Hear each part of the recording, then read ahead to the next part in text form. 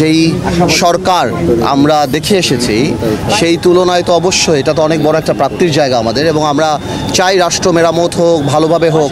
এখন এই সরকারের মেয়াদ কতখানি হবে, কতদিন থাকবেন এবং ওনাদের কাজ করার কর্ম পরিধি বা কর্মের স্টাইলটা কেমন হবে এগুলি তো বলতে পারি না।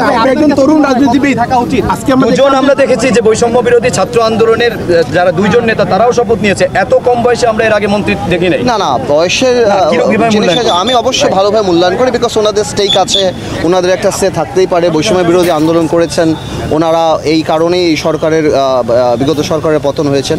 তো স্বাভাবিকভাবে ওনাদের স্টেক একটা থাকতেই পারে।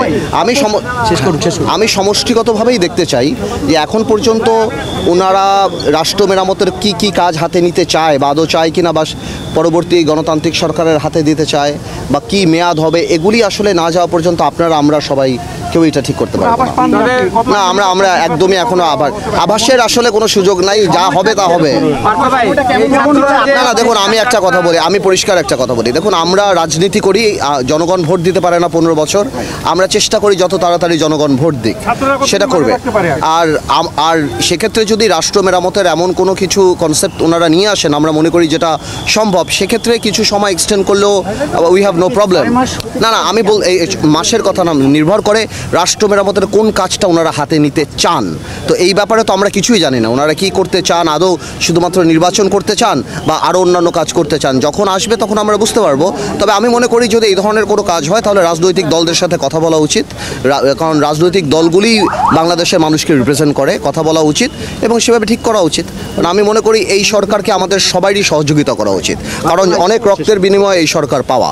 রাষ্ট্র তো ওই দুই ইয়াং ছেলে শুধু পরিচালনা করবে না, তাদের উপরে মুরব্বীরাও আছে। আমি so it's a very good combination, এবং ওনাদের যদি মানসিকতা থাকে মুরব্বীদের সম্মান করে ওনাদের এক্সপিরিয়েন্স থেকে শেয়ার করা, তো আমি sure they will do good ইনশাল্লাহ।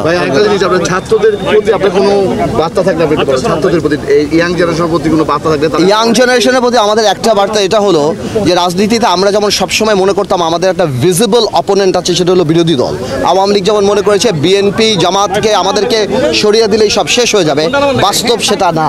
তো সুতরাং এই যে বৈষম্য বিরোধী ছাত্র আন্দোলন যেটা হয়ে আসছে, এটা আমাদের জন্য ভালো, বিকজ এটা একটা অ্যাকাউন্টেবিলিটি ক্রিয়েট করে। আমরা যদি আগামীতে মনে করি যে আমাদের ভিজিবল অপোনেন্টই শুধু আমাদের অপোনেন্ট বা অপোজিশন অপোনেন্ট, কথাটা তা না।